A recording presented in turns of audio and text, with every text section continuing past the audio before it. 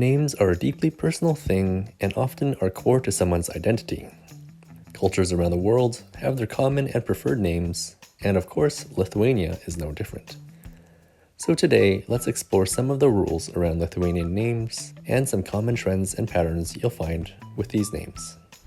Starting with the basics, Lithuanian names have two parts, a first name and a last name. This is known as a binary name. Apparently, this came into effect in Lithuania in the 16th and 17th centuries. Similar to Western cultures, the first name is used to identify the individual, while the last name is the family name. This is different from, say, Asian cultures, which might primarily identify individuals by their family name first. Middle names, or second names, do exist in Lithuania, but their existence is not guaranteed or mandatory.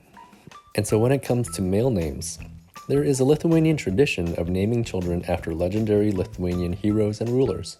Names that I've heard most often have been Mindaugas, Gediminas, and Vytautas. Mindaugas was the first Grand Duke and the only crowned king of Lithuania, while Vytautas, or Vytautas the Great, to be more specific, was also a revered ruler of Lithuania.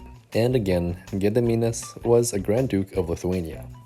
Other male names used that honor Lithuania's Grand Dukes include Kęstutis, Algirdas, and Vytenis. According to an article by the Baltic Times, these names were quite popular during the Soviet times as a kind of anti-Soviet statement. Apparently, though, these Lithuanian hero names have somewhat declined in popularity and have given way to short international Christian names. The same article notes that the popularity of these Christian names may be due to the fact that Lithuania is a very Catholic country. So this is why you might encounter names like Mykolas, the Lithuanian form for Michael, or Paulius, the equivalent of Paul, or Jonas, Petras, Matas, or Lucas. If you didn't figure those out, the English equivalents to those would be John, Peter, Matthew, and, well, Lucas. I should also note that some male names predate Christianity and originate from Greek or Roman times. Names include Marcus, Julius, Justus, and Antanas, the last one being equivalent to Anthony in English. All of these names do have something in common though. Do you know what it is yet? I'm sure Lithuanians know, but for those who didn't figure it out, it's that they all end with the letter S. Whether it's AS, IS, or US, male names in Lithuania tend to conform to the Indo-European rule that masculine words end in these letters. So what about female names? From my observations, it seems like a good portion of female names have their origins in the natural world. Here are some examples. Aušra means dawn or sunrise. Yeva, in addition to being the Lithuanian equivalent to Eve, is also a type of cherry tree. Egle is a spruce tree, Ugne is fire, and Lina is a name derived from the Lithuanian word for flax. There are also female names that have Christian origins, as well as Roman, Greek, Hebrew, and Slavic origins. Just a few examples include Justina, Karolina, Simona, and Ona. I seem to know a few Doviles too. The name Dovile, by the way, means one who gives hope. As you may have already figured out, female names usually end in A or E. Again, this conforms to the Lithuanian linguistic rule that feminine words end in these letters. I'm sure the names you know and are familiar with will depend on your social circle or family history, or where you're located in the country. Unfortunately, I can't cover them all, but you can see there is a mix of origins for both male and female names. Oh, and by the way, here are the most popular names for newborns in 2022. As far as the whole country and every Lithuanian registered, the two most popular names are Jonas and Irena. And the last thing I want to cover are family names. Women's last names traditionally have two forms, an unmarried form and a married form.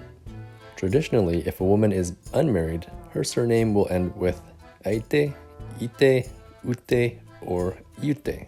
It's worth noting that by law, both spouses have the right to keep the surname they had before marriage. They also have the right to choose the surname of the other spouse, or choose a double surname where the spouse's surname is added to their own. So a woman can take her husband's name, but a man can also take his wife's name. Whatever the case, names will have to be the masculine form for the man and feminine form for the woman.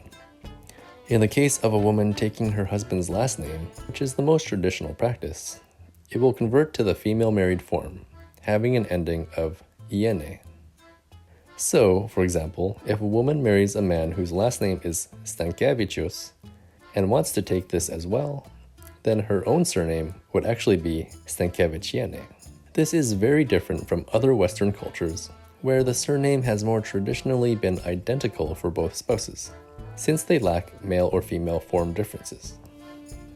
Now, a woman can choose to have the name end in just e, which hides marital status. This, though, is a relatively new allowance. And by the way, the 5 most common surnames in Lithuania are Kazlauskas, Petrauskas, Stankevičius, Jankauskas, and Žukauskas, and of course their female equivalents. And then when it comes to children, it has been the tradition that the surname of the man's family is chosen as the child's surname. However, Lithuanian law states that when the parents' surnames are different, the child is given the father's or mother's surname, or a double surname consisting of both parents' surnames, as by agreement of the parents. However, the law states that if the father and mother do not agree on the child's surname, the child is given a surname by court order. But there is still a lot more I could discuss when it comes to names in Lithuania. Topics include the rules around transliteration from foreign languages, and more detailed rules around naming children. The spirit behind these very specific rules is that all names must conform to Lithuanian language rules. But I hope you've learned something about Lithuanian names from watching this video. A lot of the information comes from the VLKK, which is Lithuania's official language commission. In fact, they have a very, very, very long webpage explaining all the rules. The page also talks about various points in Lithuanian history that have influenced how people have named their children. Unfortunately, I think it might only be available in Lithuanian, and so you'll need to run it through a translator if you don't know the language. But I'll leave links to all my sources in the description of this video. Okay, that's it for another episode. And to wrap it up, the Lithuanian word of the day is vardas, which means name. Vardas. Thank you so much for watching. Oh, and don't forget to check out my new website, lithuaniaexplained.com. And I'll see you next time.